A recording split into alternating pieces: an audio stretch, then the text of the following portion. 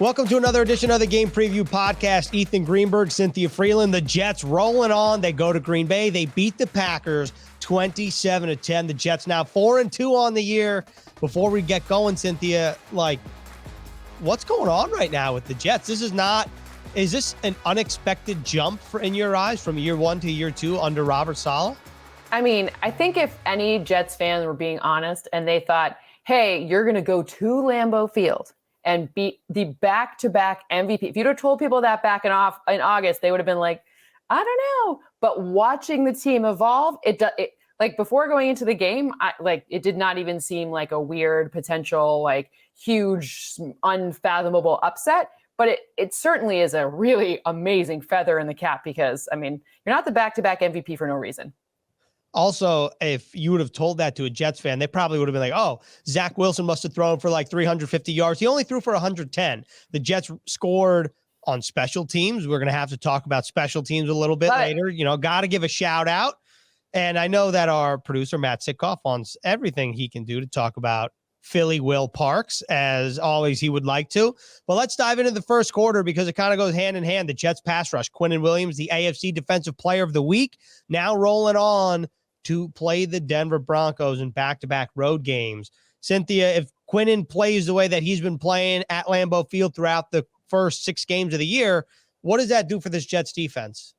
Well, first of all, let's just put some numbers to this performance against Aaron Rodgers because, the Packers, you think they have this good O-line, and then number 70 looked a little dicey in that one. And you know who took advantage of that? Well, the entire front, but it was really fun to see. So 7 pressures, 2 of them resulting on sacks on 34 pass rush attempts. That's a 20.6 individual pressure rate.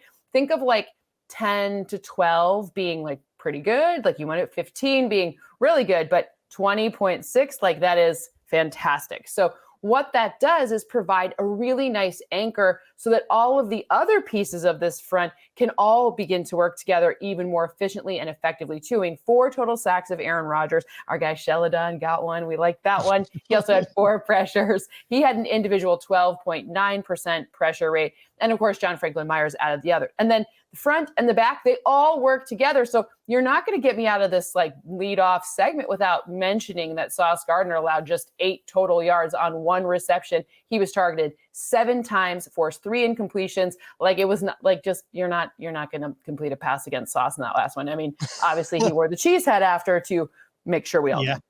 What did you think of Sauce in the cheese hat? I think it's a good look for him. I think you should get they have the Statue of Liberty or the Chrysler building. I think you should keep it back to go New York. Don't put that cheese hat on just to keep Wow. it New York. I'm impressed that you said the Chrysler building because I feel That's like most people one. would say, yeah, it's my favorite one as well. It's pretty, it's shiny, and it's not mainstream like the Empire State Building. Listen, I feel like I know my New York landmarks. I know. You lived in Hoboken. You got a beautiful site or skyline. You see the skyline when you're on the riverfront at Hoboken, which isn't really a river. Well, I guess it is, but it's not really because it's the Hudson River, which is kind of gross. Doesn't matter. I'm going off on a tangent. Sheldon, I'm glad you mentioned him because that is Sheldon Rankins. He had a great game. When the Jets are able to send 4 defensive linemen like Sheldon, Quinnen, John Franklin Myers, and Carl Lawson, that's the Jets starting unit. When they're able to send 4 and get pressure and get sacks, moving and looking at the Broncos now, won't that just absolutely help whoever plays under center, whether that's a banged up Russell Wilson or Brett Rippon or Josh Johnson? Yeah. I mean, I think it's going to be let's just plan on Russell Wilson. I mean, I think this is one of those things where it's a short week. He's probably taking some space with whatever. I think it's going to be Russell Wilson in this matchup, but it kind of doesn't matter because if you look to see where they rank in terms of third down, 30th, where do they rank in terms of sacks allowed, 27th?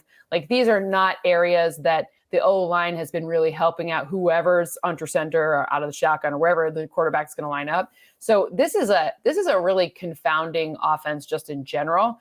And I think pressure, especially if you can keep it with 4. And then you also saw in this last matchup that the defense used a single high safety on 57.1% of the dropbacks, which is up from 46.6. So they were kind of one of the lowest, 5th lowest in the league in weeks 1 through 5. And then they've really had a big uptick in that in week 6. So interestingly enough, blanketing receivers, figuring this out, maybe not against this offense that we've seen stumble and do some. The Broncos offense, they're the not best one in the league. I'm trying to be nice here. They're not scoring points. How about that? They're not scoring points at the fastest rate in the league.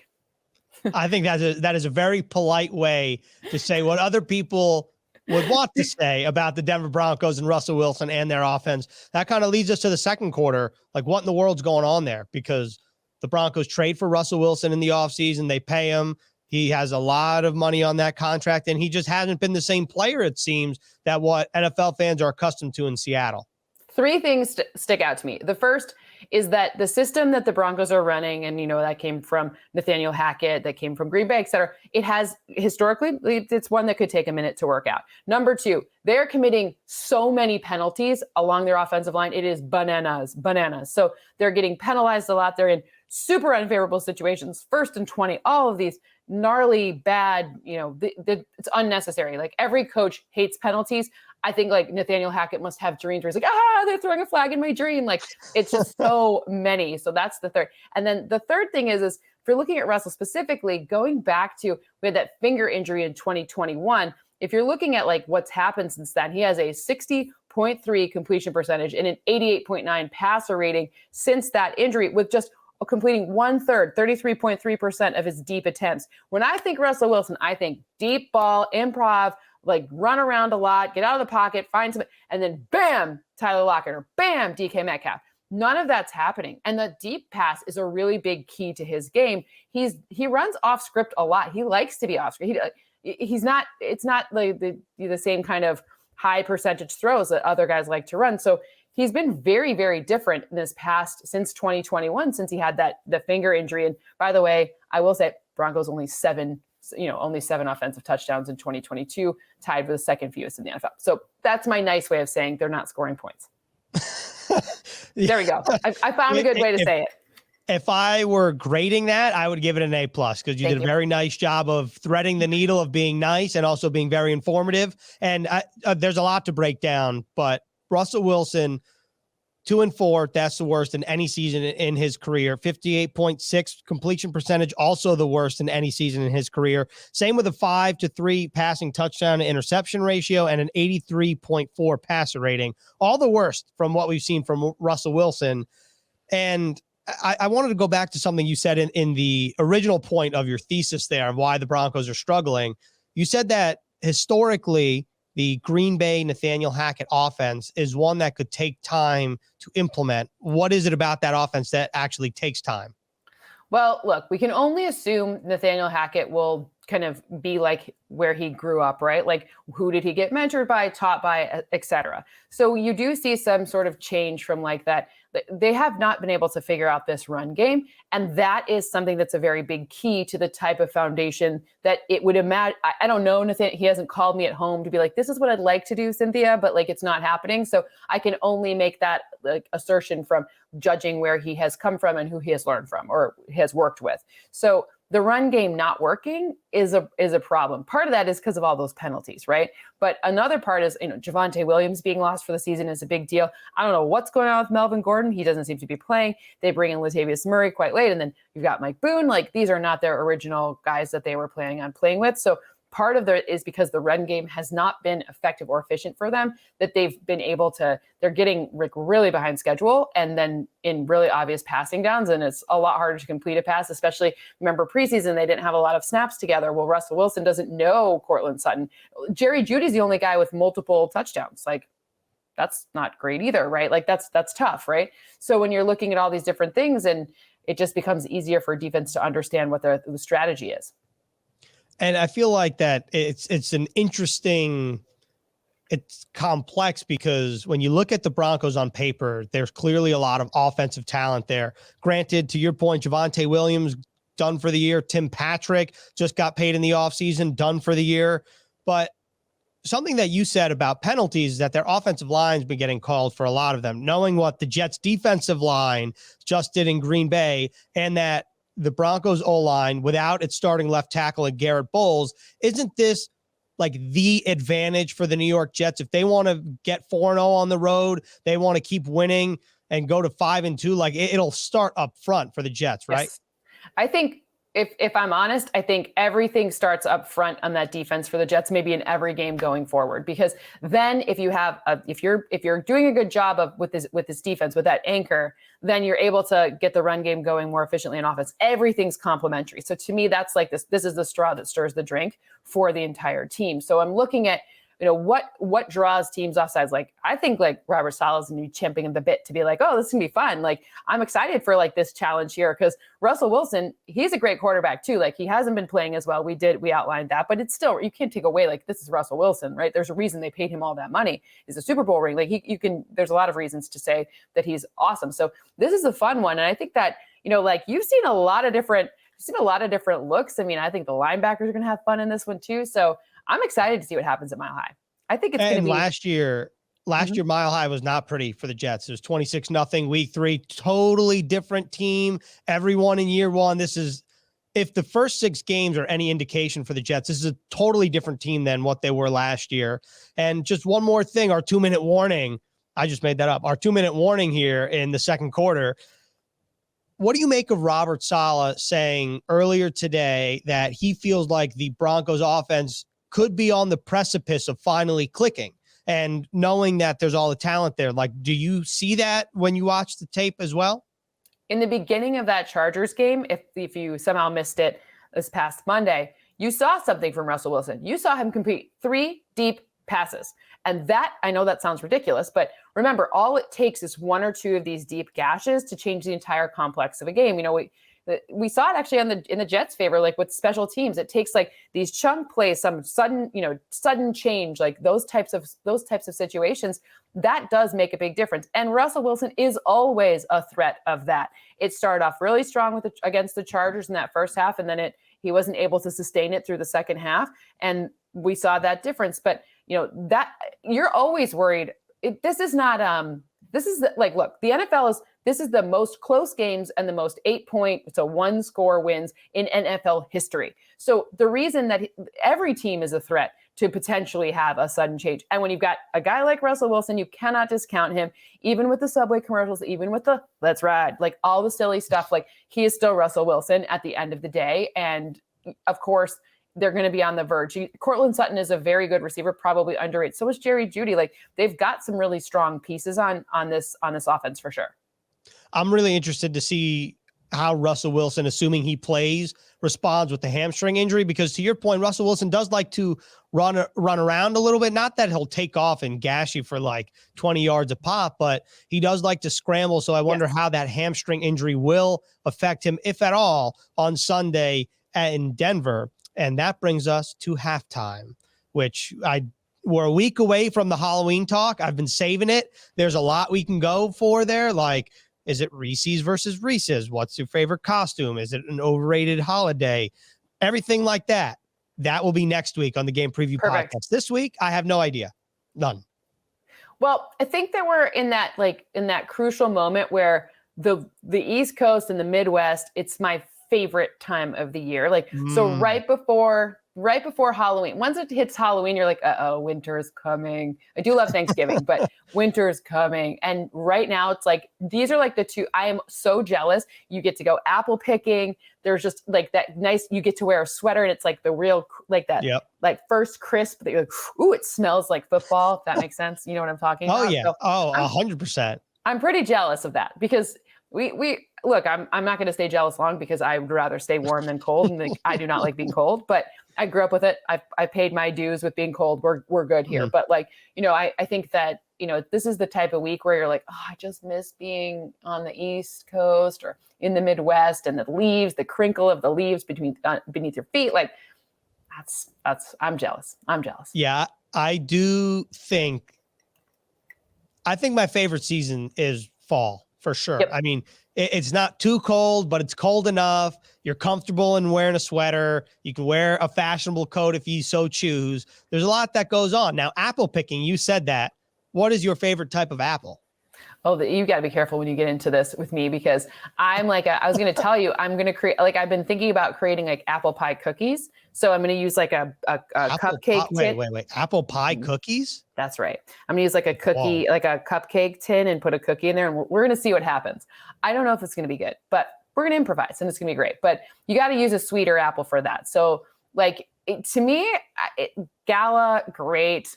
I love a good like pink lady to cook with because it's like got the right density. But sometimes you sit there and you're like, I just need that Granny Smith dipped in caramel. Yep. Mm-hmm. So yeah. Oh, got options incredible. There. What about yours? I've only been apple picking once in my life, and I was in high school, and I didn't realize like how many types of apples there were. Like, I feel uneducated in the amount of apples there are on planet Earth, because to me, like, there's Fuji and Granny Smith and like Pink Lady and Gala, and like, I don't know the rest. They all kind of look the same. They all kind of, I think, kind of taste the same. And then within that, right, you like, if you get a bad Fuji apple but a good Pink Lady apple, then I think I would lean towards the Pink Lady just because it was a crisper, firmer apple. With all that being said, Granny Smith to me is still the best. So I just Googled how many different varieties of apples are grown throughout the world. 100 varieties. This seems like a little too. So this is from Apple Facts from the University of Illinois. So it seems pretty, that's legit. Midwest for sure. Yeah. Midwest enough. But maybe we've rounded here because it says 100 varieties of apples are grown commercially in the U.S. and 7,500 varieties of apples are grown throughout the world. So we only know like 1/75th of the type of apples that are even available to us in the world. Okay. Multiple things here. You and Matt Sitkoff on a wavelength. He sent me a Teams message. 7,500 varieties of apples exist throughout the world, 2,500 of which are grown in the United States. That and then blows 100, but like you're not going to eat a crab apple, right? So like only 100 are like commercially available. Crab apple? Yeah. Have you ever like, you walk down the street, you have them for sure. My grandma had them in Yonkers, like those little weird apples that fall off the tree on the sidewalk. Oh, those are called crab apples? I think so. That's what we call it. Maybe not, but I think that's what we call it. Okay. They're now crab apples. Are those the ones that are like you would, I don't think you'd eat them. Maybe you could eat them, but like, I don't think you'd eat them. They're green. Are they green? I don't know what color they are. I'm sure there are a lot of different colors, but you know what I'm saying. Well, I do, because there are other apples that I would not eat, that the crab apple being one of them. That was a great unexpected halftime though. So I feel good. I don't know if I would eat an apple if I were a football player. I would definitely go Uncrustable without a question. Maybe orange slices. Apples will not be on the list. But that is how we wrap up our halftime, which leads us back to the Jets offense, to a rookie in Breece Hall, the third quarter, because this guy, again, back-to-back weeks, great games. He is nominated as we record for the FedEx Ground Player of the Week. TBD if he wins. Maybe by the time this gets posted, he will or will not have won. But we're crossing our fingers for Breece. Breece Hall, Cynthia, this is going to sound like an easy question or a simple question. The way that he's played, similar to Quinnen Williams the past 2 weeks, like, what does that open up for the Jets offense that maybe doesn't when he's not running the way he has?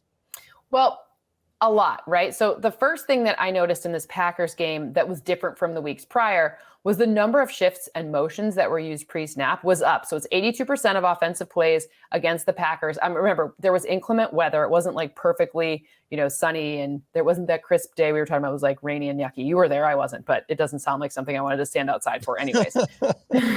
But it was not something that you want to stand outside for. Not only it was weird because there was no rain in the forecast, and it just started coming down, but then it was also like pretty chilly. And luckily, by the time it was raining, I was in the press box. So perfect. All is well. Perfect. That was great. It was anyway.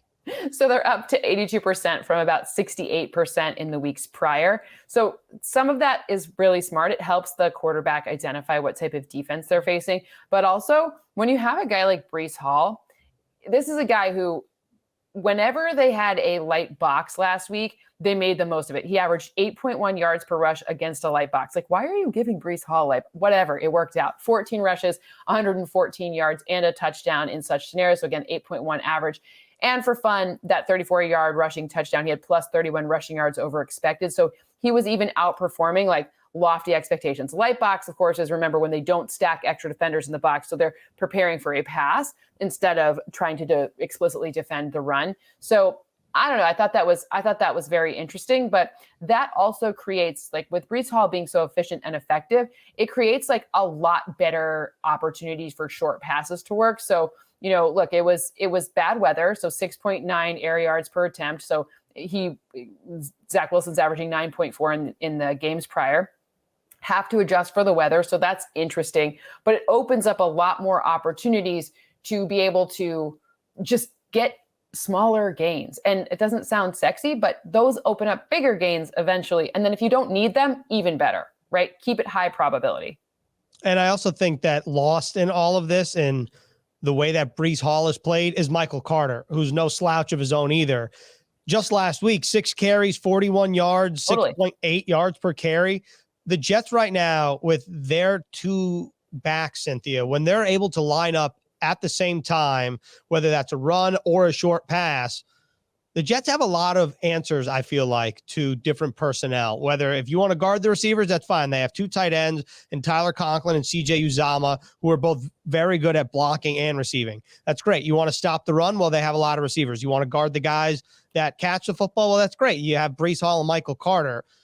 When you look at this talent on offense and you look at where it was last year, the way it's coming together this year, like, what is the biggest difference in your opinion outside of personnel themselves and really the way that Mike LaFleur is calling these games?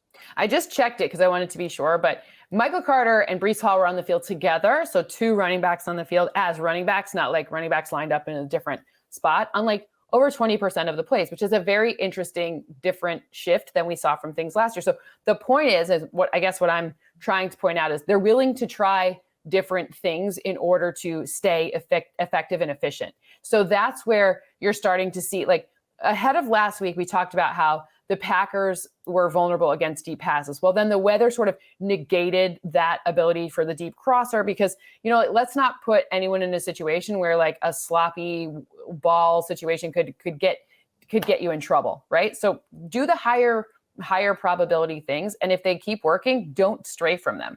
And that's what's really happening here. Because if you're not going to play risky conditions if you don't need to, right? So they're doing a lot of the things that are adapting for it feels like they have better personnel and therefore they're able to better construct offensive game plans that reflect the defenses they're facing and the individual characteristics of the players to accentuate more of the positive. And then they're adapting it so that it keeps working. And that sounds very simple, but it feels like that is what it is. I feel like, I don't remember who said it. It might've been Julian Edelman. He said, like, football is a complicated game, but it's simple. And I feel like a lot of yes. teams, at least so we've seen, like, they try to overcomplicate things. Sometimes simple is good. And to your point on the deep passes, the Jets didn't really try a lot of them, but their longest pass of the day, which was a game-changing play, came on a Corey Davis 41-yard reception. Braxton Berrios scores the next play on a 20-yard end around. Yes. The next drive, they forced the Packers to punt. The Jets blocked that punt. Then you go up 2 scores. Boom goes the dynamite. Right. So, but I guess my point is like you just didn't need like a slew of deep passes to win that game, right? That was strategic. Yes. Right. Yeah, it's a great point because we had talked about the deep crosser and how the numbers were not there for the Packers. Well, whether the way the game was going, like it wasn't there for the Jets. Also, if you're not good at something in the NFL, chances are you're probably working to fix that glaring, that was the word I was looking for. The glaring issue on your team is probably the one that you're trying to fix for the next week. Yep. That leads us to our 4th quarter. And I think, in my opinion, Cynthia, and I want to get yours, this is much like for the Jets defensive line being like the advantage. This, in my opinion, is the challenge for the Jets. The Broncos secondary against Zach Wilson and the Jets wide receivers. Just what have you seen from Denver's defense in terms of their secondary?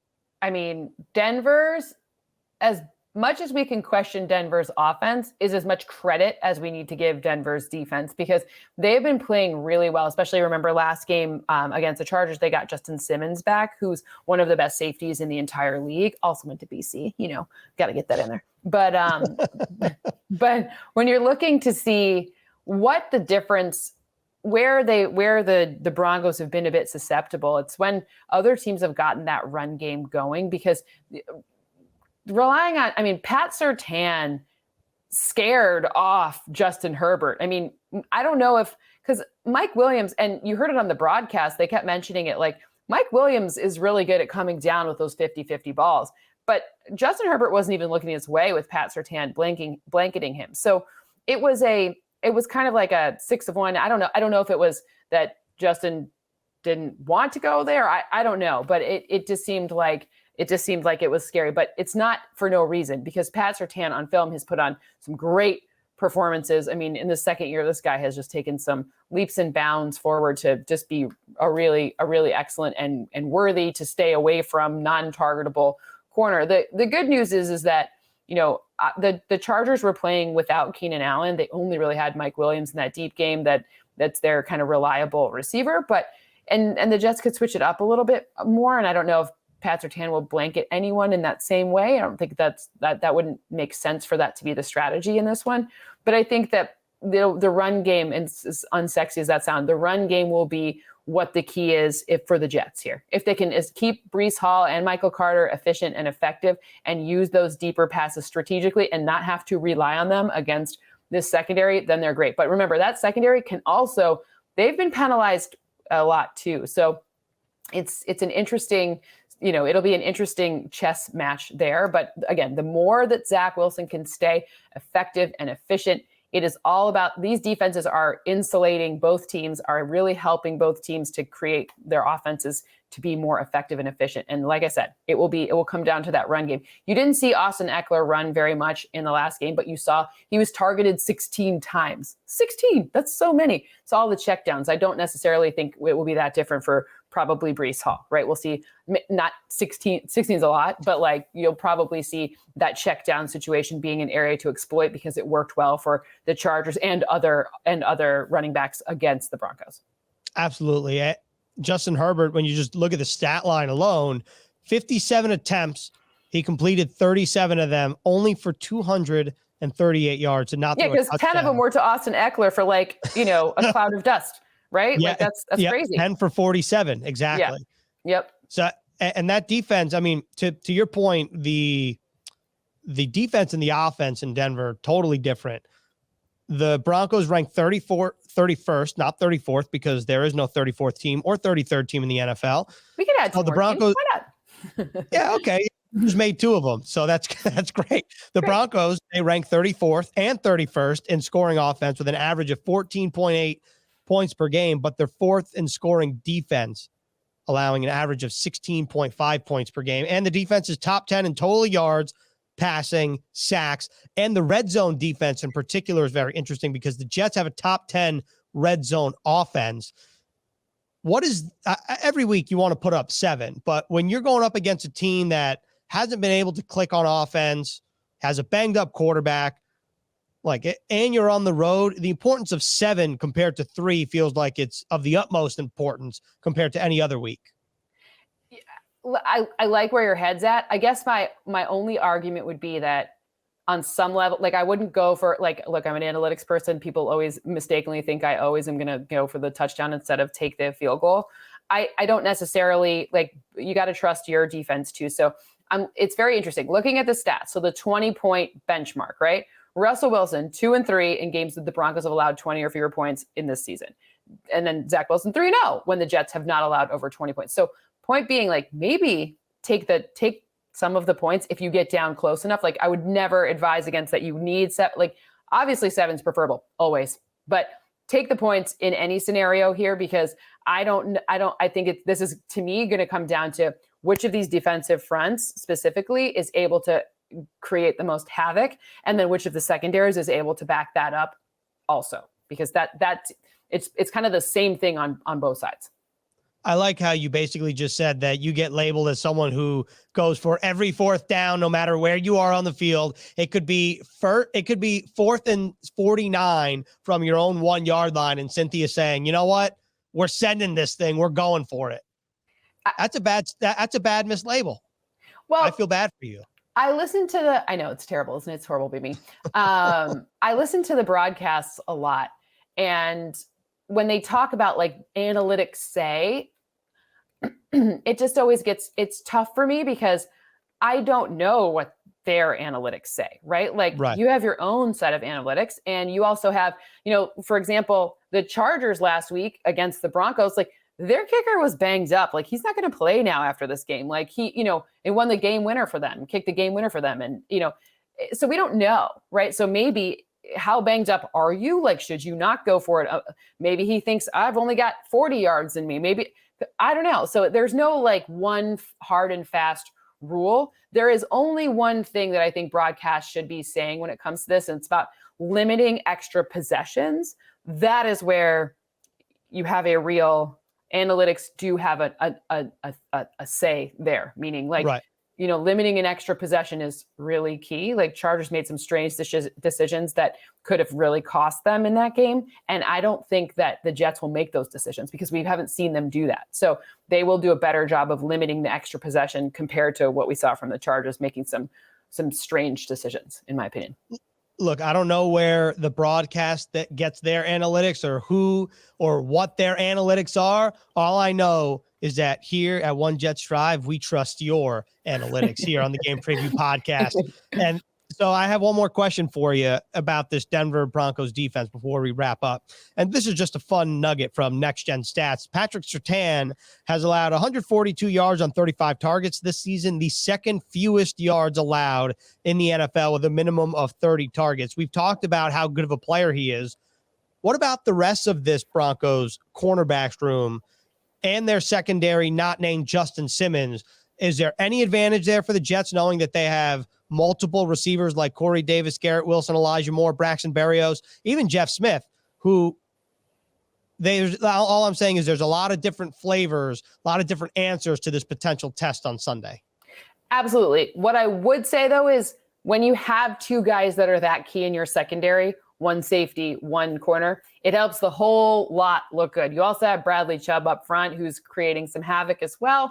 That's those two things we talked about. They all work together. If Josie Jewell's back playing, like that's at the middle level of the defense, that's a tough one too. The reality is having those multiple options becomes far more favorable for the Jets if you don't need them, meaning 3rd and 4, 3rd and 3, 2nd and 4, 2nd and 3. So you have so many options in the playbook there, so you don't need it. That makes it more favorable. That stacks the deck in the favor of the Jets. So it's just whoever can stay away from 3rd and unmanageable more effectively and efficiently. That's in this game and in any game that's true, but in this game that's especially true because the defenses are configured in pretty similar ways, which is why I think the Jets have the advantage because they've been able to get such effective rushing capabilities from both of their main running backs and also from shorter passes that impersonate that run.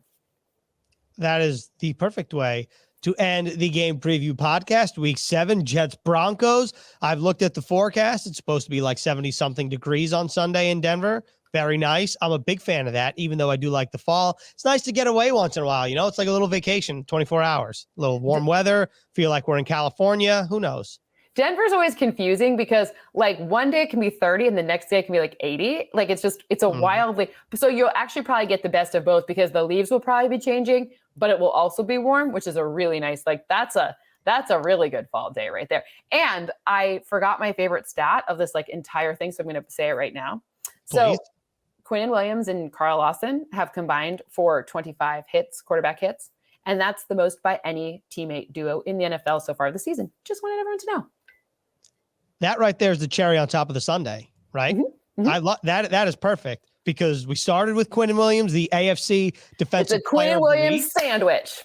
A Quinnen Williams sandwich. That's right. All right, great. Well, that's how we're going to end this week. I don't have anything else. If you'd like any parting words, now is your time. And if not, I will see you next week when the Jets take on the Patriots, which will be a fun one. The one thing I have to say is if you're watching this green, why are my greens never, it looks like it's the same. It truly looks like it's the same. Well, not the same as this.